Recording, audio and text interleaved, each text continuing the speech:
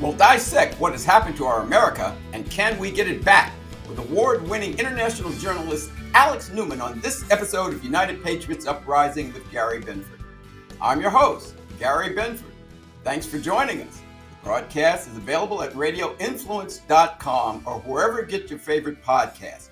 You can find the video version at YouTube, Rumble, the God Family and Country Television Network, the Rose Unplugged Media Network, vachristian.org, the AmericaFirstWarehouse.com, yournews.com, OBBMNetwork.tv, WeSeeYouMedia.com, and Conservative Television of America. Wherever you go to find the broadcast, hope you'll leave us a rating, a review, subscribe, and hit that notification button so you will get the podcast when it airs. Now, this podcast has been on since 2021, and the first couple of years was audio.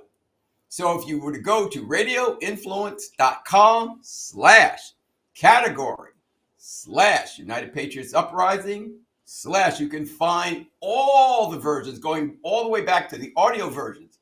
There you will find guests such as Mike Lindell, Lieutenant General Michael Flynn, Carol Swain, Judge Janine Pirro, Ben Carson, Pastor Jack Hibbs, Kerry Lake, Dick Morris, Monica Crowley, Wayne Allen Root, and the late David Horowitz. There are many others, but if you go there, you will find the audio versions. And what they said then is pretty much, if not even more valid today.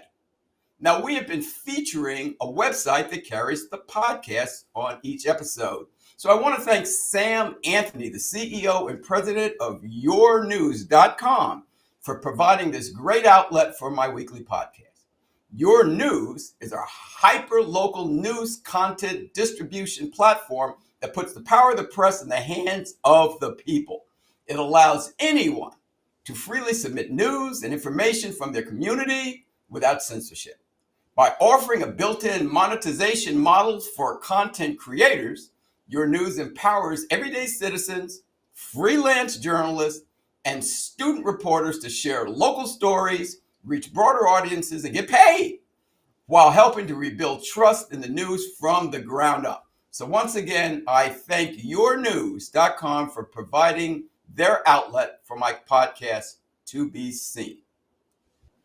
All right, I have a list of people I'm going to give you. I'm going to ask you what they have in common. I know you're not going to get the answer. If you do, boy, you are really a genius. But here we go. What do these people have in common? Charlie Kirk, Colonel Oliver North, Glenn Beck, Dr. Alan Keyes, Lieutenant General Michael Flynn, Roger Stone, Alex Jones, Curtis Bowers, Kirk Cameron, Mel Kay, Ron Paul, Dr. Carol Swain, Pete Hegseth, and Clay Clark. Well, what they all have in common, they have all made very, very complimentary statements about this guest who is making his fourth appearance on my podcast. Now, I joke around with Alex on email and tell him I can listen to you 24/7. And it is pretty true to a degree, but hey, I've got to get sleep sometime, right? Okay? Our nation is in serious trouble, people. We're being besieged from without and from within. Do you wonder why and want to know what we can do about it? Well, I'm bringing back the very person that can shed some light on the situation. So are you ready? Well, let's get into it. My guest has traveled America and beyond speaking on critical subjects and has been interviewed on hundreds of local, state, national, and international radio and television programs, including many of America's top conservative talk shows. He's an award-winning international journalist, educator, author, speaker, investor, nationally syndicated radio host, and consultant who seeks to glorify God in everything he does. And I love that about him. I welcome back to the show for the fourth time, the CEO of Liberty Sentinel Media, Mr. Alex Newman. Alex, how are you? Doing great. Thank you for having me, Gary. It's an honor to be here. It's an honor to have you on, and you really get it. And one of the reasons I think you get it is you say you have traveled extensively, not just in the United States, but you've been around the world and spent a lot of time outside of the country. So before we delve into our problems, tell us where your vast, knowledgeable point of view comes from. Well, thanks, Gary. I actually left the United States when I was 4 years old and didn't come back until relatively recently. We moved to Mexico and Brazil and then Switzerland, and then I moved to Africa. And then from Africa, I moved back to Europe, married a Swedish girl, moved to Sweden. And then the government banned homeschooling. And so we fled Sweden and came back to the United States. So we sold our house in Sweden in 2019. But I've been out of the country almost my entire life. I grew up on 4 continents, 8 different countries. I've probably been to 100 different countries by now. Constantly traveling. Just got back from India just a few weeks ago, and yeah, it's I think a lot of Americans don't appreciate America because they've never been outside of America, right? Once you spend some time in Latin America or Africa or Asia or the Middle East or pretty much any other place, Canada, you quickly come to appreciate how beautiful and how amazing what we have in America. Is it perfect? Of course not. But is it orders of magnitude better than anything that anybody else has, with the possible exception of the Swiss, who inspired our founding fathers? Not even close. I hear you. Now, this is one of the problems that we're seeing now because of a lot of the people who are saying down with America and America sucks and this, that, and the other thing, and down with Western civilization. They've never really been out of the country to know. But wasn't that what our history books were for? To let people know how things are around the world so you would appreciate where you live, the freedoms you have, and what the founding fathers and God first gave us, because other people don't have this. That's exactly right, Gary. And a well-educated society would understand the incredible blessings that Americans have been fortunate enough to enjoy. They would understand the reason why we've had these blessings, the prosperity, the security, the liberty. They would understand that all of this is rooted in our Christian heritage, what our forefathers built over a period of hundreds, maybe thousands of years. Instead, we take it for granted and we want to burn it all down. It's very, very sad. And you're right. If we had legitimate history books that told our children the truth about the history of Western civilization, the history of the United States, where the ideas in our Constitution, our Declaration of Independence came from, the incredible amounts of blood that have been shed by our forefathers to be able to leave these blessings for us, people would be fighting to the death to preserve these things. Instead, we're frittering it all away. And, we have this foolish idea. It reminds me very much of 1 Samuel chapter 8, where the people of Israel say, "We want a king. We want to be like the other nations." Right. Give Right? us Saul. Give us Saul. Right? And so you don't know what you're asking for, you fools, right? This king who you're asking for, he's going to oppress you with 10% taxes, right? And, but that sounds real nice by today's standards, but it's a clear warning. And just like those people in their foolishness gave up being ruled by God to be ruled by men. So it seems like America is dangerously close to making that same mistake. You got people like Bernie Sanders. We should be more like Sweden. No, we should not be more like Sweden. Thank you very much. I'm glad you brought him up, because I was in asking you to dissect what has gone wrong in our America. Let's start with him. You have a socialist communist who technically is Jewish, who just endorsed a communist, socialist, Muslim, Democrat Party candidate mayor to be the mayor of New York City. Isn't that the equivalent of me, even though I'm born again, I'm still black, endorsing the imperial wizard of the Ku Klux Klan to be my mayor? So you have that. Then you have Supreme Court justices, or one at least, that doesn't know the definition of a woman. You have a country now that doesn't know how many sexes there are, that doesn't know what determines your sex. Then you have people wanting open borders and letting anybody in, while we just allowed a shutdown where we couldn't go anywhere and had to put on a mask that basically did nothing. You have people that wanted to fund the police. You have people that don't want to protect Israel. You have people having drag queen hour in our libraries. You don't even get me, Alex. What's happened to our America? Yeah, well, it's very clear that we're on the verge of losing it, and I think there's a lot of causes, but I would say cause number one is we turned our backs on God and we stopped obeying His instructions. Again, you cannot understand the history of our nation without understanding the biblical principles that underpin it.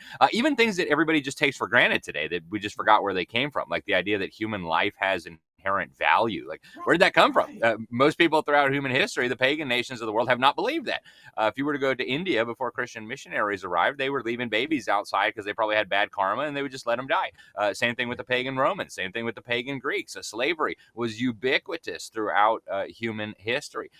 Child sacrifice. I mean, all these things were normal until the light of the gospel, the light of the Bible came and illuminated the minds of men. And we're losing those. And so we have ignored God. We have ignored his moral principles. We've ignored his instructions. I mean, you ask an average American today, why do we have government? People don't know, right? The Bible teaches more on government than it does on heaven. And yet the pastors don't want to preach that. They're worried the IRS is going to take away their precious little tax exemption. The government's job is to punish evil. And God already defined evil: murder, theft, man stealing, right? Kidnapping people and selling them, rape. These are the things that God has defined as evil. And so that's why the government exists, to punish evil. So this confusion has resulted in, for example, the status quo that we have today now, where government educates people's children. Where did that come from, right? That's a modern innovation, and Alex, disaster. That's in the Bible. Remember, the Bible says, "Raise your kids in the ways of the Lord." I guess it's not in the Bible. That's right. Over and over again, we have very clear instructions for parents for how they are to educate and disciple their children. And, I'm not opposed to delegating some of that responsibility to, homeschool co-op, a Christian school. My wife and I were in classical conversations. I serve on the board of Freedom Project Academy. There's a lot of great options out there. There's great Christian schools, but we have very clear commands about how children are to be raised and educated. And it starts with the basics. Parents are in charge. The fear of the Lord is the beginning of wisdom. It's the beginning of knowledge, is what it says in Proverbs 1:7, Proverbs 9:10. And so we've lost all that. We've handed our children over to be indoctrinated into a pagan, godless worldview, and then we act surprised that they behave like pagans and et cetera. It's frankly crazy, Gary. Yeah, and did you ever think in your lifetime it would get this far? Like, where you're actually seeing elected officials now telling street gangs, "Come on, you guys are supposed to be tough. Get out there and stop these guys." I mean, the stuff I'm seeing now, the thing that is the most ridiculous to me, and I'm saying, I hope America's watching this and they're catching on. So the stuff is going on in LA, and you got this guy without a shirt on, standing on top of a burning vehicle, right? And he's got the Mexican flag, and he's waving the Mexican flag, protesting not to be sent back to Mexico. It's truly amazing, Gary. It really is. I grew up in Mexico. I spent more years living in Mexico. Please tell that. Yeah, get into that, because I know that's something you wanted to talk about. You said you have a very strong perspective of what's going on. Yeah, and so growing up in Mexico, I had a lot of Mexican teachers. I was in a French school, but I was in the Mexican section of the French school. So What years were these for you? So this would have been, we moved there in 89, and I was there until probably 96. So, one of the things that stands out most vividly from my childhood years in Mexico was being indoctrinated to hate America, right? Our teacher, no, I'm 100% serious. Our teachers would say that those nasty gringos, all in Spanish, of course, the gringos came, they stole our land, and they murdered our niños héroes, the boy heroes. They took over Castillo de Chapultepec, and then these heroic boys had to wrap themselves in the Mexican flag and jump off to avoid surrendering it to the evil gringos. So this was like my growing up, right? And all the kids in my class hated me because they knew I was one of those evil gringos. It was a terrible experience. But why were you there? Dad's job moved us down there. Was the big reason. So he worked at a big American company. Yep. But so this is what Mexican children are taught. Now, again, I have the equivalent of a green card in Mexico, and I love Mexico and I love the people down there. But it's a very different society. They've been indoctrinated to believe that the United States stole their land, which is simply not true. We did fight a war with Mexico for legitimate reasons. We came up with a legitimate treaty, the Treaty of Guadalupe Hidalgo, where we compensated the Mexicans for basically a vast uninhabited territory that they were doing nothing with. And one of the incredible ironies of this, Gary, and you've got top level Mexican politicians out there. We're going to take back all that land, right? Aztlan and this nonsense. One of the incredible ironies is that if they were to take back that land, all the Mexicans in that territory would be jumping the fence and coming to, again, the United States of America, because they don't want to be in Mexico, Right. because Mexico is poor and corrupt and has all of those things that, of course, we don't want here in America. So it's a very, very bizarre situation. These people are being manipulated. And, I got plenty of sympathy for immigrants, Gary. I lived almost all my life as an immigrant. As I said, my wife is a legal immigrant to this country. So I've got all the sympathy in the world for legal immigrants. But what is happening here is far more sinister. This isn't just people coming here because they want good jobs.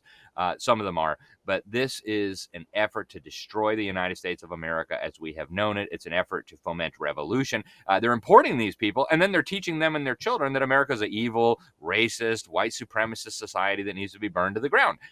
It's not because they believe those things. It's because they want to destroy the United States of America. To go back to your beginning point, Gary, you mentioned the Islamo-Marxist in New York. This is the red-green axis that Director of Policy and Planning on the National Security Council during the first Trump administration exposed, Rich Higgins. He said there's a global alliance of Islamists, globalists, socialists, communists, all united with one goal. And the goal is the destruction of the United States of America as a nation and even as an idea. Let me just stop you there for 1 second, because one of my personal friends who's been on the show like you several times, Trevor Loudon, he's always talked about how communism and Islam are trying to collapse Western society from different angles, but they're both working towards the same goal, the destruction of the United States. And Trevor would always say, eventually, their plan is to fight it out for world domination between the Islamists and the communists, but by that time, it would be over our dead carcasses. That's exactly right. And they have a common enemy. That is Christians. That is Christian civilization. That is the Constitution. That is Israel. And they've been working together for a long time, right? If you go back and look at the revelations of the great defector Ion Pacepa from Romania, he was the head of the Romanian equivalent of the KGB, right? The little sister of the KGB out of Moscow. He revealed that the Soviet Union, Andropov and all the rest of these clowns sent thousands of Soviet agents into the Middle East to inflame Muslim hatred against the United States, against Israel. And they did it not because they believed in jihad and all the rest of it. They did it because they say, hey, we got a common enemy here. Let's take out the United States. Let's take down Christian civilization. And I think at that point, it'll be quite a mess watching the commies and the jihadists fight each other. And you see this in New York right now, right? You got homosexual groups endorsing Islamo-Marxists.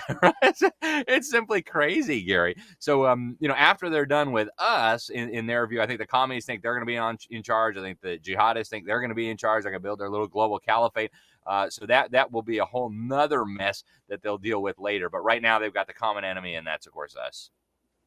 Alex, you used a word. You said commies. There used to be a time, like when I was in college in the 70s at Ohio University, where you could go anywhere in the country and people, the commies, America, they call them commies, and you want no part of that. And now they're marching in parades down Fifth Avenue. What the heck has happened? People are calling themselves socialists. The Socialist Party of the United States, they have a parade like the Macy's. You got people running. They just stick the word Democrat, socialist in front of it, but that's like Democrat, communist. Come on. But what has happened?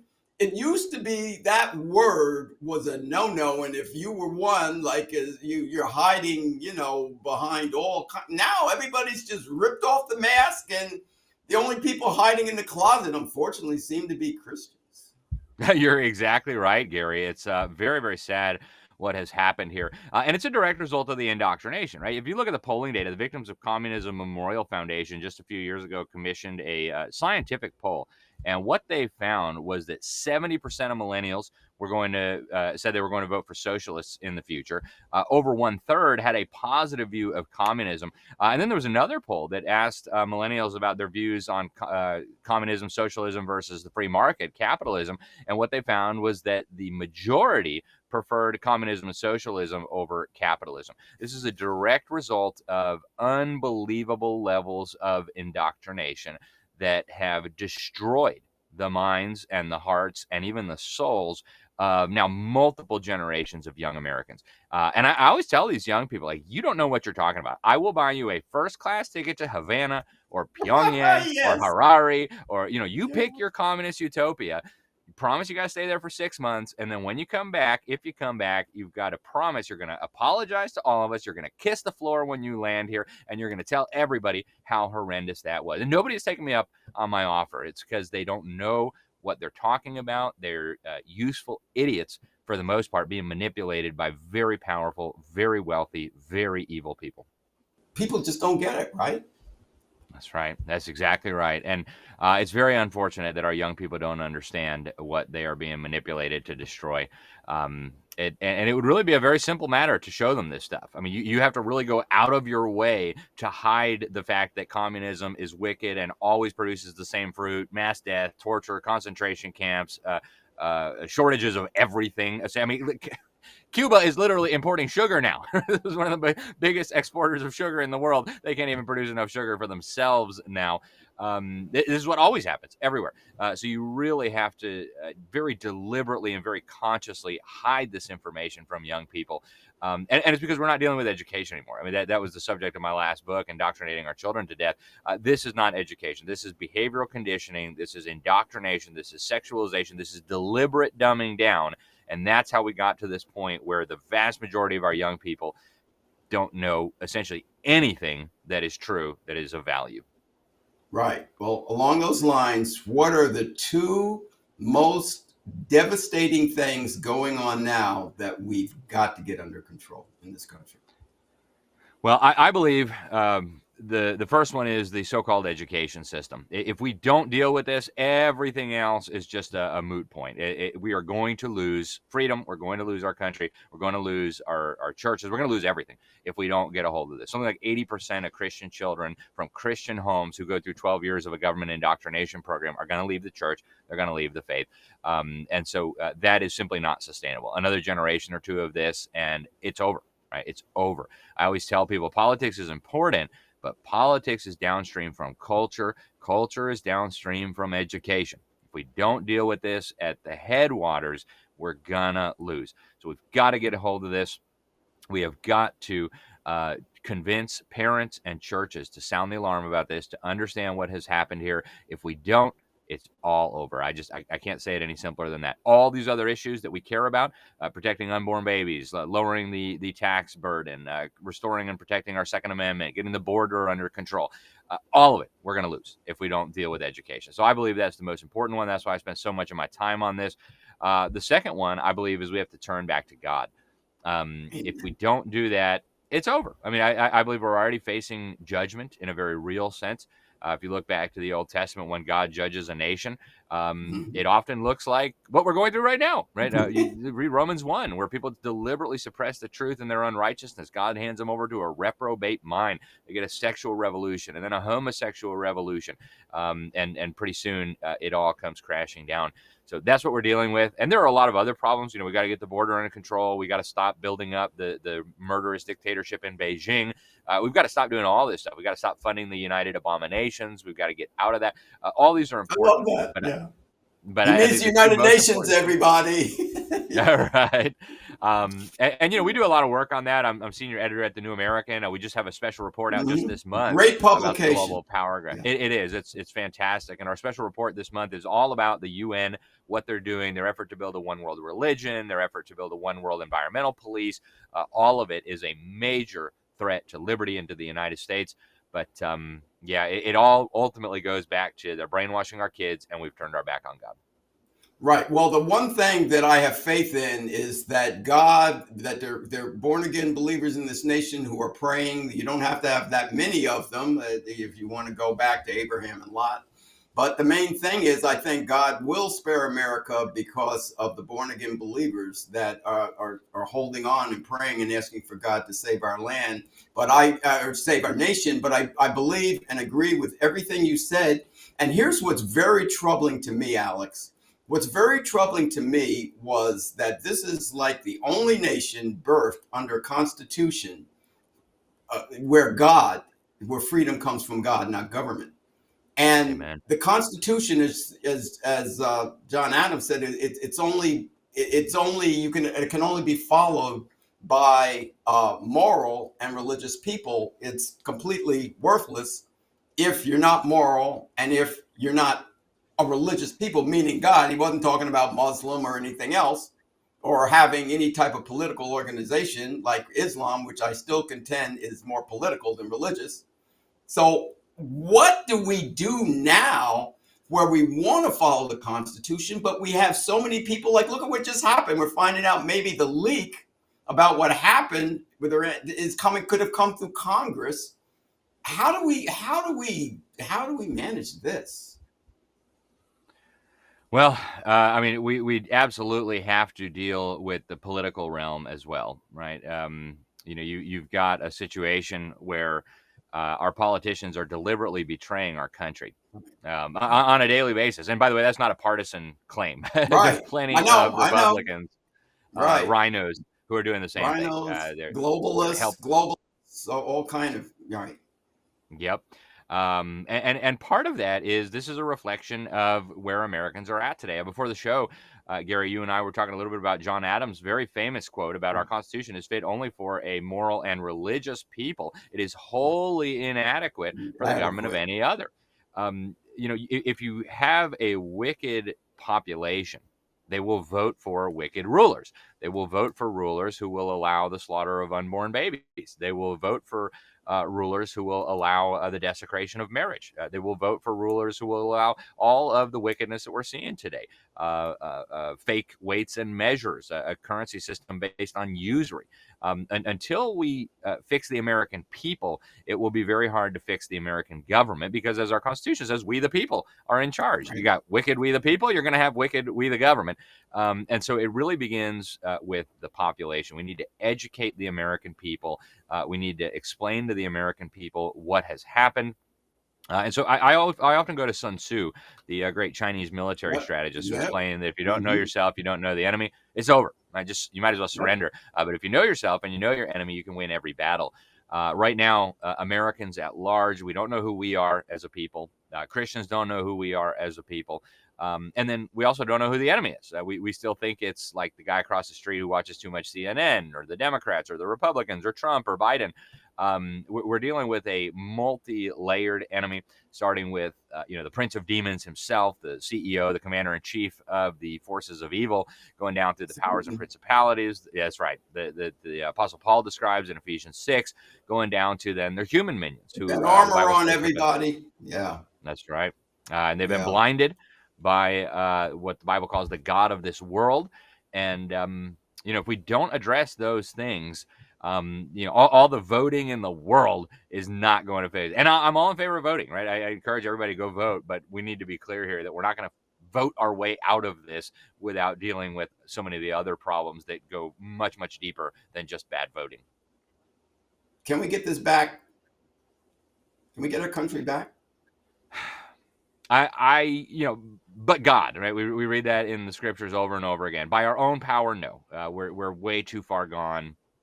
And it's bad enough what we've done in this country. You take the 70 million babies we've killed. That's bad enough that we've done that in this country. We're now exporting that to the whole world through U.S. aid, through the Hollyweird, the porn industry. I mean, our government for decades now has been going around the world bullying foreign governments to legalize abortion, to normalize all of these wicked family destruction mechanisms. Own power, I think we're done. But and I believe he actually can turn this situation around. You mentioned something really important, Gary. There's something in Second Chronicles, chapter 7, verse 14, where God says, "If my people who are called by my name will turn from their wicked ways, will pray, will repent, will seek my face, then he will hear our cry and he will heal our land." And I think that is really our last best hope. If we don't do that, I don't know what the future holds, but I can't imagine that this situation is going to be allowed to continue too much longer. Right. You know, Alex, you know that the statement, what Satan means for evil, God will turn to good. I That's right. really believe I really believe a turning point in this nation was when that bullet whizzed by Donald Trump's ear. Because I really believe that changed him. And I've noticed ever since then that he speaks of God. I believe he has now a relationship where he's listening. And I think that gives us a chance because we needed a leader. And you can tell me how you feel about this. We needed a leader that was going to institute or try and institute within the framework of a totally broken down and rotten system to try and get godliness back into this nation. Because, as you said, we've got to get God back into the country because he's been removed from the workplace, the schools, and the government. That's right. Very deliberately, very strategically, unfortunately, with the consent of the church. And, I do see that really as ultimately our last hope. And, our forefathers, when they went up against the most powerful empire in the history of the world, the British Empire, they had a couple of rallying cries that I think are very applicable today. We just had the silly "No Kings" protest. Right? Their slogan was "No King but King Jesus," and a lot of the flags that they flew, they had a little Christmas tree on them, and the flag said on it, "Appeal to heaven." Right? They had appealed to the king. They had appealed to the British Parliament. They had appealed to the governors and the judges that the British government had put in place, and they had been laughed at. They had been spurned at every place. And so then in the Declaration of Independence, they said, you know what? We're appealing now to the supreme judge of the world. We're trusting in divine providence to lead us out of this mess. And frankly, that's where we're at today. Without God's help, it is hopeless, but with God's help, all things are possible. So I hope you're right. I am seeing some very encouraging signs that in some ways things are improving. People are coming to their senses in a very real way. But we need a whole lot more of that, I think, before we're out of the Right. woods. Alex, I really appreciate you coming on, and you have such a wealth of knowledge. But before you go, please tell people about Liberty Sentinel. Please tell people about the New American Magazine, which is a great magazine. I've been getting it for years. Everybody, I highly recommend it. And tell them about your podcast and what you do there, and anything else you'd like to promote. Well, thank you very much, Gary. It's always an honor and a pleasure to join you. Really thankful for all the great work that you're doing. So Thank the New you. American Magazine comes out every month. Right here is the print copy. I encourage people to subscribe if they're not subscribed yet. We've got great stuff in here. We also have a free daily, weekly, and monthly newsletter to keep people informed on the critical stuff going on. My personal website, libertysentinel.org. People can see it behind me. We also do a free newsletter, comes out twice a week with critical information for people to stay up to speed. We do a number of different shows, including Behind the Deep State and the Sentinel Report, where we kind of break down what's going on. I serve as a senior fellow at Classical Conversations. It's the nation's largest homeschool group, got 135,000 students. And my latest book is called Indoctrinating Our Children to Death, How Government Schools Are Waging War on Faith, Family, and Freedom, and How to Stop It. And it's been endorsed by really great Americans, Secretary of Defense Pete Hegseth and General Michael Flynn, and really some of the key people who are helping to lead the freedom fight. So I would encourage people to check all of that out. And again, Gary, thank you very much for having me on the program. It's an honor and a pleasure, sir. And thank you for all that you do. And thank you for all you do. God bless you. God bless your family. Thank you, And you Alex. too. Thank you, sir. God There bless you you and have it, yours as well. everybody. Mr. Alex Newman, once again. And people, it's up to us. God will help us, but we've got to play along. Do you understand now, everyone? Do you understand why I never get tired of listening to Alex Newman? He understands what's going on from within, but he also has that keen perspective that few have to understand the inner workings of nations from without. And he understands how many countries truly feel about the United States, including Mexico. And that was very important because hopefully now you understand what is going on and why we're seeing all of this unrest in the streets. So we dissected what has happened to our America, but the main thing is, what are we going to do about it? Because the President of the United States, President Trump, can't do this on his own. We, the people, have to get involved to take back our nation. So what are we going to do? Get involved at the civic level, get involved at the county level, get involved with the schools, get involved to make sure you understand what your children are being taught. And there must be a return to God. There must be a return to God. God, the Lord and Savior Jesus Christ, who has given us freedom. Freedom comes from God, everybody.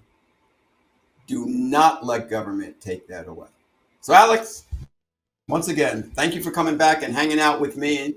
And that's it for now, everyone. So until the next time, this is your host, Gary Binford, saying God bless you, God bless your families, and God bless America.